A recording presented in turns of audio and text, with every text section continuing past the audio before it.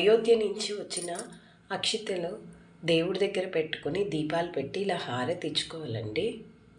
ఇలా హారతి ఇచ్చి 22 Jan 2024 ఆ రోజు వరకు ఇలా హారతి ఇస్తూ రెండింటిలో 2 దీపాలు పెట్టుకోవాలి. 3 గుంపుళ్ళు బియ్యం తీసుకొని దానిలో పసుపు వేసుకొని